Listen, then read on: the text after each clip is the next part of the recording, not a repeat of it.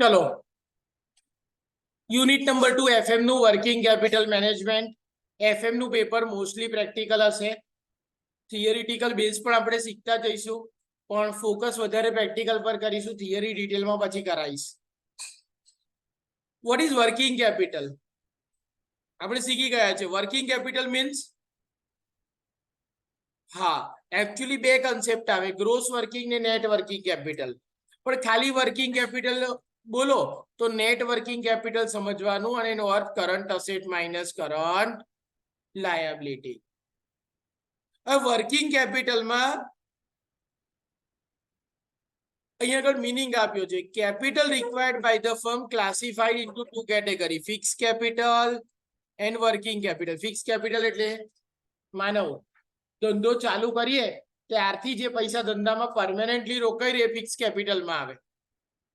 અને working capital એટલે ધંધાના day to day એક્ટિવિટીને પહોંચી વળવા જે પૈસા જોઈએ, that is cold working capital. હવે બિઝનેસમાં પૈસા કેમ જોઈએ? તો કે બે પર્પઝ, એક બિઝનેસ એસ્ટાબ્લિશ કરવા અને બીજું ડે ટુ ડે ઓપરેશન માટે. એસ્ટાબ્લિશ કરવા માટે, બિઝનેસના ગ્રો કરવા માટે જે પૈસા જોઈએ that is called fix capital. Generally એ પૈસા શેમાં રોકાયેલા હોય? બિઝનેસની ફિક્સ અસેટમાં. બટ જે પૈસા ડે ટુ ડે એક્ટિવિટી માટે કરંટ અસેટમાં રોકાયેલા હોય that is cold working capital.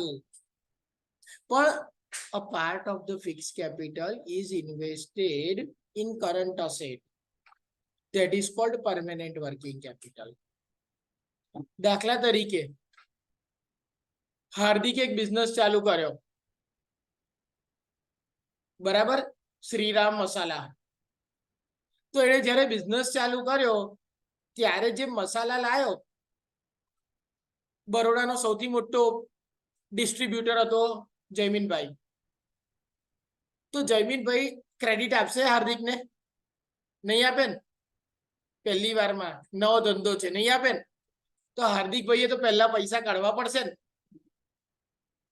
હવે એ પૈસા જે કાઢ્યા એ તો પરમેનન્ટલી રોકાઈ રહ્યા, કારણ કે જેટલું મરચું ભર્યું, જેટલા ધાણા જીરું રાખ્યું, જેટલો ગરમ મસાલો રાખ્યો, એ બધી જ વસ્તુઓ વેચાશે, એ પૈસાથી પાછી એ વસ્તુ લાવશે. તો એ પૈસા તો પરમેનન્ટલી રોકાઈ રહેશે. તો funds are also required to carry day-to-day operation. It is known as working capital. Working capital refer to that part of the capital which is available and used for carrying on the routine or regular day-to-day business operation. એમાં raw material purchase, payment of direct and indirect wages, indirect expense, production માટેનો ખર્ચો, આ બધી વસ્તુમાં જે પૈસા રોકાઈ જાય એ શું કહેવાય? Working capital. In short, it is the capital which business run, ધંધો ચલાવવા માટે જે પૈસા જોઈએ એને વર્કિંગ કેપિટલ કહેવાય. ફરીથી એનું એ જ કીધું, working capital in other words, it is that part of the total capital which is required for financing current asset. બરાબર? તો કરંટ અસેટમાં જે પૈસા રોકાયા એને વર્કિંગ કેપિટલ, સર્ક્યુલેટિંગ ઓર રિવોલ્વિંગ કેપિટલ કહેવાય. આ ઓપરેટિંગ સાયકલ બનાવ્યું. તમારી પાસે શું હતા? કેશ. કેશનું શું ખરીદ્યું? રો મટીરિયલમાં લેબર અને એક્સપેન્સ એડ કર્યા તો શું બન્યું? વર્ક ઇન પ્રોગ્રેસમાં ઓર લેબર અને એક્સપેન્સ એડ કર્યા તો શું બન્યું? ફિનિશ ગુડ્સ ને શું કર્યું? સેલ કરો તો શું આવી જાય? Direct cash. પણ ઉધાર વેચો તો શું આવે? ડેટર્સ. ડેટર્સ ની સાથે સાથે શું આવી જાય? Bills receivable. અને પછી એનું કન્વર્ઝન પણ શેમાં થઈ ગયું? કેશ. અને સાયકલ કેમ કહેવાય? કારણ કે સાયકલમાં એક પેન્ડલ નીચે જાય પછી પાછું ઉપર આવે ને, એ રીતે કેશનું કન્વર્ઝન પાછું શેમાં થઈ ગયું? કેશમાં. માટે વર્કિંગ કેપિટલ સાયકલ કે ઓપરેટિંગ સાયકલ કહેવાય. ચલો, વર્કિંગ કેપિટલ ક્લાસિફિકેશનના બે કન્સેપ્ટ છે. એક તો બે ટાઈપ છે, એક on the basis of concept ને on the basis of time. કન્સેપ્ટને આધારે permanent or fix working capital. Example હમણાં જ આપ્યું, હાર્દિકે નવો ધંધો ચાલુ કર્યો ત્યારે પહેલી વાર જે રો મટીરિયલમાં પૈસા રોક્યા, જે કેશ ધંધો કરવા રાખી, એ શું કહેવાય? Permanent or fix working capital. એ કેવી રીતે મળે? તો કે current asset minus current liability. લખતા રહેજો. અથવા તો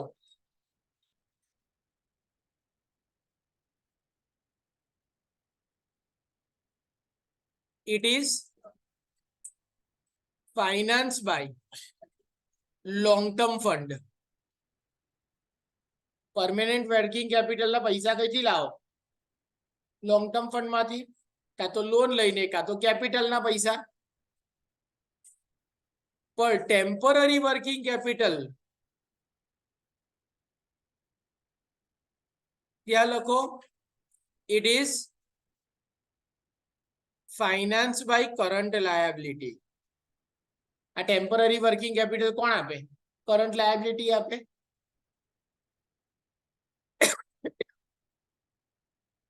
તો કન્સેપ્ટ ને આધારે ગ્રોસ અને net working capital. Gross working capital ની નીચે લખો ટોટલ કરંટ અસેટ,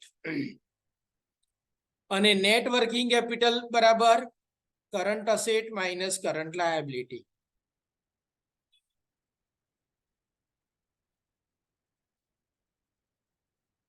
ટાઈમ ને આધારે permanent or fix working capital ત્યાં લખી રાખો supply by long term fund, અને temporary working capital supply by current liability.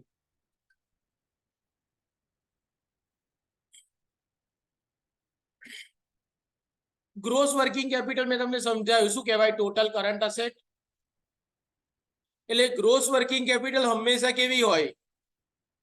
Positive. બરાબર? પોઝિટિવ એટલે હું Covid positive.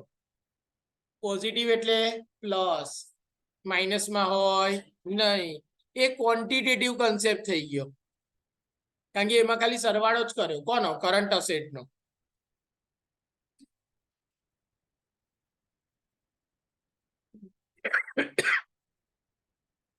Net working capital એ શું કહેવાય? The excess of current asset over current liability. એટલે current asset minus current liability બરાબર net working capital. હું થોડું થોડું લખું ને, તમારે લખી દેવાનું પેમ્પલેટમાં. ભલે અંદર લખેલું હોય, ફરી લખવાનું.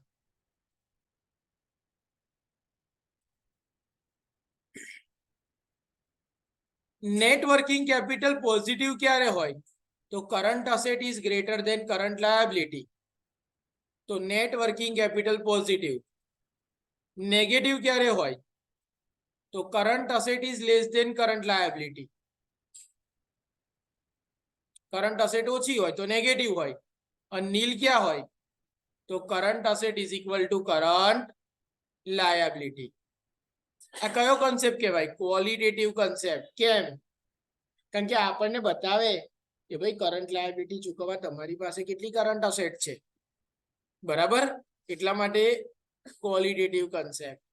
ગ્રોસ અને નેટ વર્કિંગ કેપિટલ કેમ ધ્યાનમાં રાખવાનું? બરાબર? એ થિયરી આપણે પછી જોઈશું.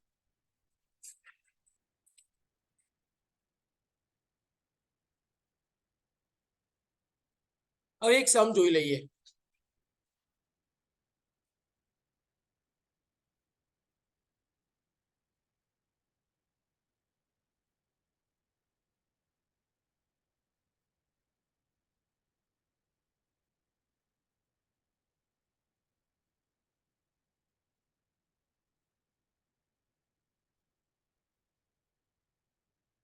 ચલો, આ સ્ટેટમેન્ટ છે મેન્યુફેક્ચરિંગ કન્સર્ન માટે વર્કિંગ કેપિટલ રિક્વાયરમેન્ટ નો. સિમ્પલ લોજિક છે, current asset minus current liability. હવે મેન્યુફેક્ચરિંગ કન્સર્ન હોય એ શું કરે? મેન્યુફેક્ચર કરે. તો મેન્યુફેક્ચર કરે તો એના પૈસા કઈ કઈ રોકાય? તો શેમાં રોકાય? એક તો રો મટીરિયલ હોય એની અંદર પૈસા રોકાય. રો મટીરિયલ ખરીદે અને હજી કઈ બન્યું નથી એવું ને એવું જ રહ્યું. પછી વર્ક ઇન પ્રોગ્રેસમાં પૈસા રોકાય. વર્ક ઇન પ્રોગ્રેસમાં રો મટીરિયલના પૈસા તો રોકાય જ, સાથે સાથે લેબરના પૈસા બી રોકાય. લેબરે જે કામ કર્યું એનો તો પગાર આપવો પડશે ને. અને ઓવરહેડ એટલે કે ખર્ચા બી થયા હોય. ફિનિશ ગુડ્સમાં રો મટીરિયલ, લેબર અને ઓવરહેડના પૂરેપૂરા પૈસા રોકાય. આમાં 100% હોય કારણ કે વસ્તુ તૈયાર થઈ ગઈ. આમાં પર્સન્ટેજ ડિસ્ક્રાઇબ કર્યા હોય કે ભાઈ રો મટીરિયલ કેટલા ટકા વપરાયું, લેબર કેટલા ટકા વપરાયું, ઓવરહેડ કેટલા ટકા વપરાયા. ઘણીવાર રો મટીરિયલ તો 100% જ વપરાઈ ગયું હોય. ડેટર્સ ની અંદર પણ કેટલા રૂપિયા રોકાયા એ કોસ્ટ ઉપર નક્કી કરાય. કારણ કે આપણે 8 રૂપિયામાં વસ્તુ બનાવતા હોય 10 માં વેચતા હોય તો આપડા રોકાય કેટલા પૈસા, 8 કે 10? 8 રૂપિયામાં મેં વસ્તુ બનાવીને 10 માં વેચું છું તો મારા રોકાયા કેટલા? 8 જ ને. તો એ કોસ્ટ ઉપર નક્કી થાય. એમાં રો મટીરિયલ, લેબર અને ઓવરહેડ આવી જાય. જો કોઈને એડવાન્સ પૈસા આપવાના હોય તો એ પણ પૈસા ઇન્વેસ્ટ થયેલા હોય. તમારે કેશ રાખવાની હોય હાથ પર તો એ પણ ઇન્વેસ્ટ થયેલા હોય. તો આ બધાનો સરવાળો શું મળી ગયું? ટોટલ એ. ટોટલ એ શું આવ્યું લખી રાખજો, ટોટલ કરંટ અસેટ.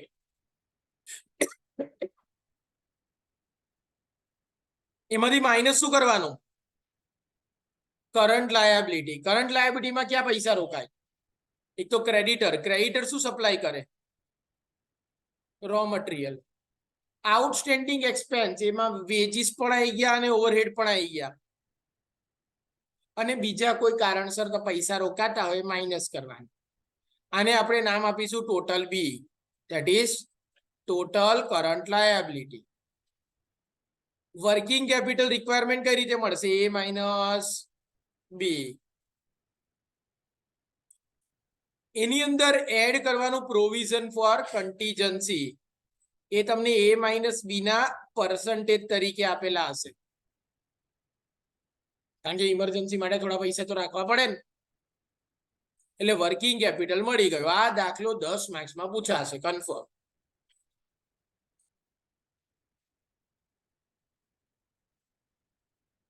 ચલો ક્વેશ્ચન નંબર 1 એકવાર જોઈ લો, પછી તમારે હમણાં જ ગણવાનો છે. બહુ જ ઈઝી છે. Full concentration. From the following particular prepare statement. શું કીધું હશે? Prepare statement showing working capital requirement. 8 થી 10 માર્ક્સમાં આ ક્વેશ્ચન પૂછાશે. નસીબ હોય તો 15 માર્ક્સમાં. ટુ પ્રોડ્યુસ 12,000 યુનિટ પર એનમ. વર્ષના કેટલા યુનિટ બનાવે છે? 12,000. હવે જે ઇન્ફોર્મેશન છે ને એનો ટાઈમિંગ જોઈ લેવાનો અને એનું સ્મોલેસ્ટ યુનિટ કન્સિડર કરવાનું. સ્મોલેસ્ટ યુનિટ બેમાંથી એક હશે, કાં તો મંથ હશે કાં તો વીક હશે. એકમાં પણ વીક આપ્યું હોય તો વીક લેવાના. આપણે એટલું યાદ રાખવાનું, 1 month ઇઝ ઇક્વલ ટુ કેટલા વીક? 4 વીક. અને 1 યરમાં કેટલા વીક આવે? 52 વીક્સ. અને 1 યરમાં કેટલા મંથ આવે? હવે આમાં જોવાનું બધું શેમાં છે? બધું મંથમાં જ છે ને. એટલે આપણે આખી ગણતરી શેમાં કરવાની? મંથમાં જ. આખી ગણતરી શેમાં કરવાની? વર્ષના કેટલા યુનિટ બનાવીએ છે? 12,000. તો મંથલી કેટલા થશે? 12,000 ભાગ્યા 12.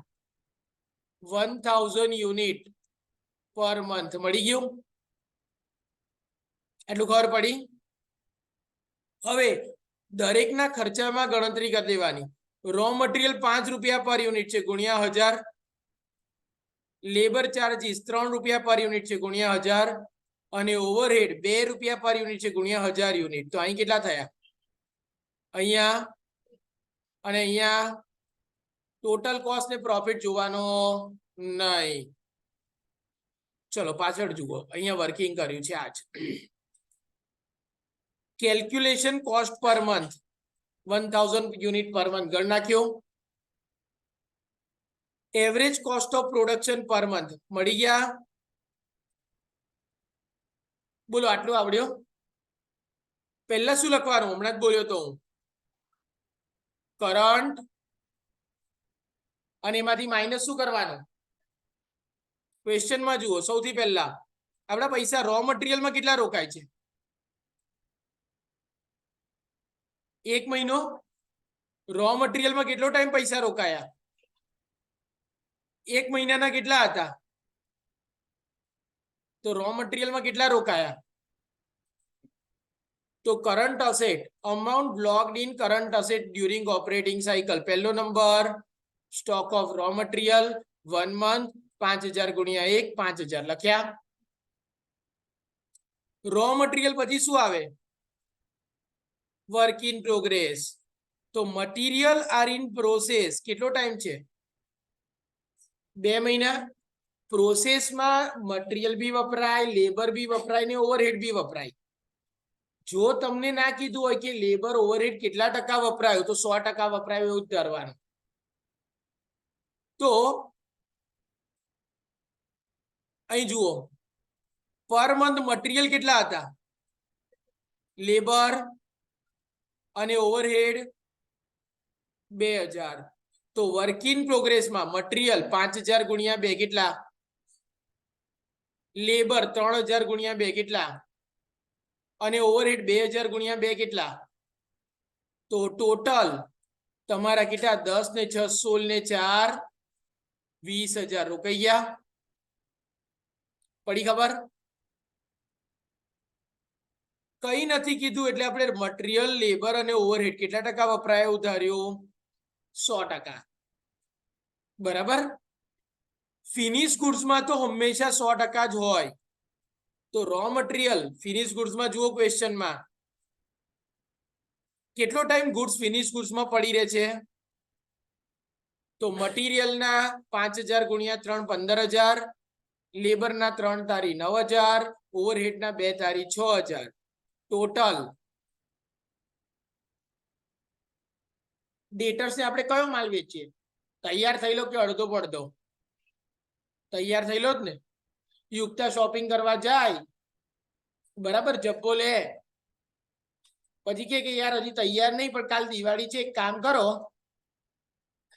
આ રહ્યો જબ્બો તમારો ને આ રહ્યો એનો કોલર, કોલર ઘરે જઈને લગાવી દેજો. ચાલે? ના ચાલે.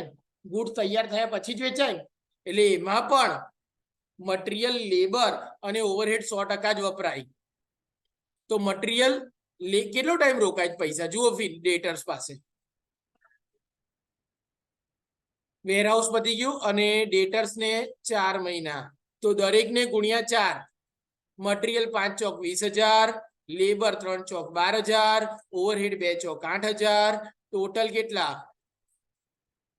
એડવાન્સ તો કોઈને કઈ આપતા જ નહીં આપણે, કેશ ઓન હેન્ડ પણ આપી જ નથી. બધાનું ટોટલ કેટલા રૂપિયા રોકાયા?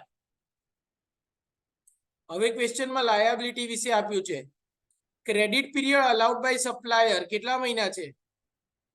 સપ્લાયર શું સપ્લાય કરે?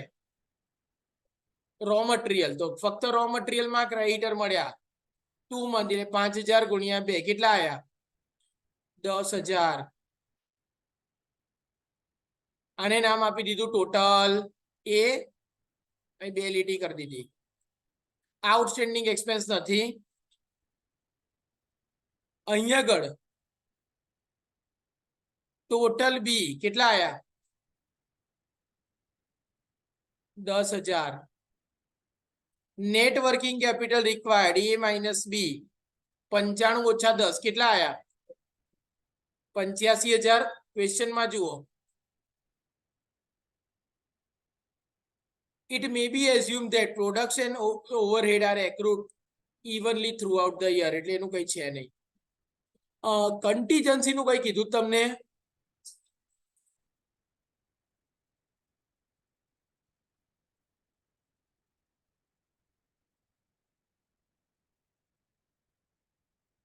એકચ્યુઅલી અહીંયા આગળ પ્રિન્ટિંગ એરર છે. ક્વેશ્ચનમાં લખી રાખો પ્રોવિઝન ફોર કન્ટીજન્સી, છઠ્ઠી ઇન્ફોર્મેશન.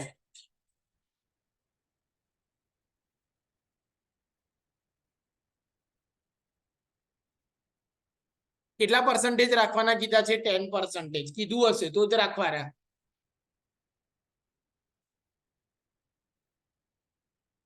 તો પ્રોવિઝન કેટલું કર્યું આપણે? 85,000 ના 10%, 8,500 એ પ્લસ કર્યા તો નેટ વર્કિંગ કેપિટલ રિક્વાયરમેન્ટ કેટલા આયા? 93,500. આ તમારો આન્સર. 8 થી 10 માર્ક્સમાં આવો દાખલો પૂછાય. આવડ્યો? ગણી નાખો દાખલો.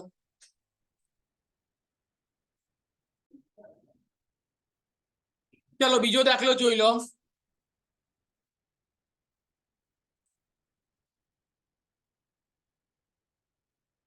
A pro forma cost sheet of a company provide you the following information.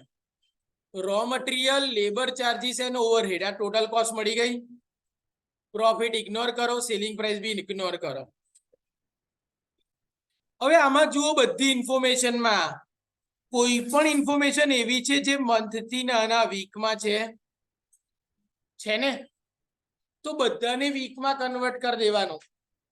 એક મહિનો એટલે કેટલા વીક? તો રો મટીરિયલ 1 month into 4 કેટલા થશે? Material in process half into 4.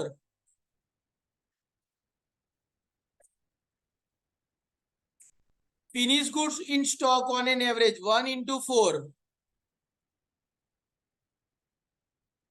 Credit period debtors 2 into 4. Credit period allowed by supplier creditor 1 month, તો 1 into 4. બધું વીકમાં કન્વર્ટ કરી દીધું. આ તો 1.5 વીક છે એટલે 1.5 વીક જ રાખવાનું, એનું કઈ કન્વર્ટ નહીં કરવાનું. Lag in payment of overhead 1 month છે તો into 4.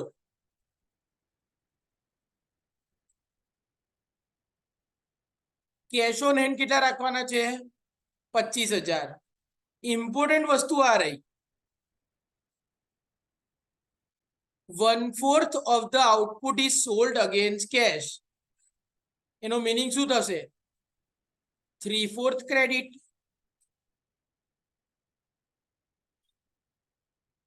%25 માલ રોકડેથી વેચો છો તો બાકીનો 75% ઉધાર વેચો છો, તો ડેટર્સમાં ખાલી 75% અમાઉન્ટ જ આવે ને. ઉધાર વેચો તો ડેટર્સ આવે ને. પડી ખબર? માનવ 1/4 કેશમાં વેચીએ છે તો 3/4 ક્રેડિટ પર. તો ક્રેડિટ શેમાં આવે? ફક્ત ને ફક્ત ડેટર્સમાં. Prepare statement showing working capital requirement for 1,04,000 unit produced in the year. વર્ષના કેટલા યુનિટ? આપણે બધું વીકમાં કન્વર્ટ કર્યું છે એટલે ડિવાઈડ બાય 52, એટલે 2,000 યુનિટ પર વીક.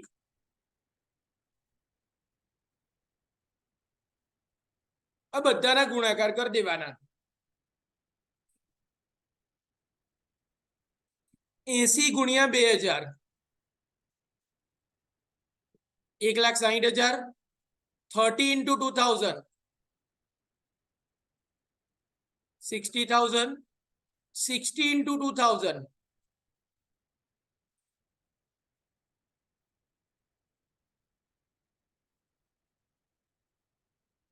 1,20,000. આ થઈ ગયું.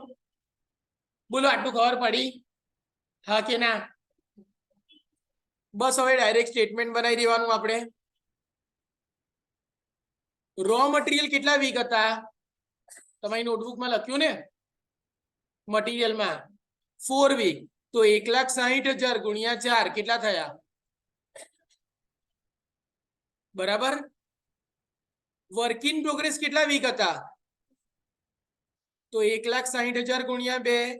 લેબર 60,000 ગુણ્યા 2. ઓવરહેડ 1,20,000 ગુણ્યા 2. ટોટલ ફિનિશ ગુડ્સ કેટલા વીક હતા? તો 160 into 4, 60 into 4, 120 into 4. ટોટલ 13,60,000. પડી ખબર? Investment in debtors at cost 160 into 2 month હતા એટલે 8 વીક હતા. પણ ઇમ્પોર્ટન્ટ વસ્તુ, ખાલી શું કરવાનું? ક્રેડિટ સેલ નો પીરિયડ ડેટર્સમાં આવે. તો કેશમાં 1/4 હતા તો ક્રેડિટમાં કેટલા આયા? તો 160 into 8 into 3/4. 60 into 8 into 3/4 120 into 8 into 3/4 થયા ટોટલ લખ્યા કેશ કેટલી રાખો છો બધાનું ટોટલ એ 47,45,000 હવે લાયબિલિટી ક્રેડિટર 4 વીક હતા તો 160 into 4 ક્રેડિટર માં રો મટીરીયલ આવે ક્રેડિટર ફોર એક્સપેન્સ 1.5 વીક હતા તો એક્સપેન્સ એટલે કે વેજીસ કેટલા હતા 1.5 વીક તો 60,000 into 1.5 અને ઓવરહેડ 1 મંથ એટલે 4 વીક છે ને જુઓ lag in payment of wages આ liability lag in payment of overhead આ લાયબિલિટી અને credit period allowed by supplier એ લાયબિલિટી 1 થી 4 શું હતી તમારી કરંટ અસેટ 480 આ તમારું શું થઈ ગયું ટોટલ બી એ માઇનસ બી નેટ વર્કિંગ કેપિટલ રિક્વાયરમેન્ટ મળી ગયો આમાં કન્ટીજન્સી કઈ કીધી નથી તો નથી લખી ત્રીજો દાખલો જાતે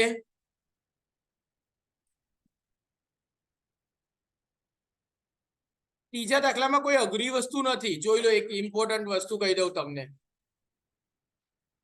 ત્રીજા દાખલામાં અલગ શું છે સેલિંગ પ્રાઇસ કેટલી હતી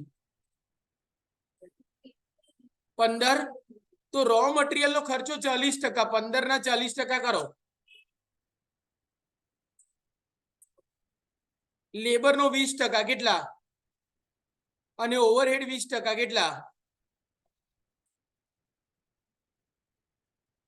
ટોટલ 12 થયા વત્તા 3 પ્રોફિટ એટલે 15 શું આવી ગઈ સેલિંગ પ્રાઇસ હું લખી રાખો મટીરીયલમાં જ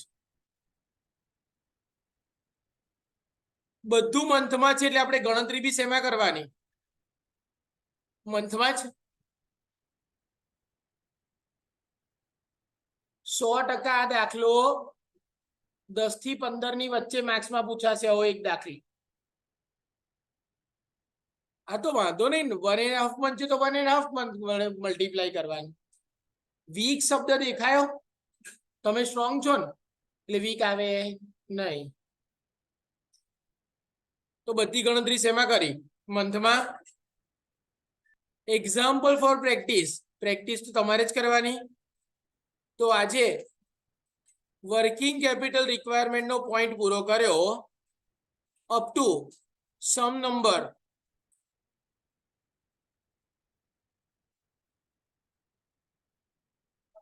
6 દાખલા તમારે બતાવી દેવાના આમાંથી 10 માર્ક્સ નો દાખલો આવશે પછી કેશ મેનેજમેન્ટ શીખીશું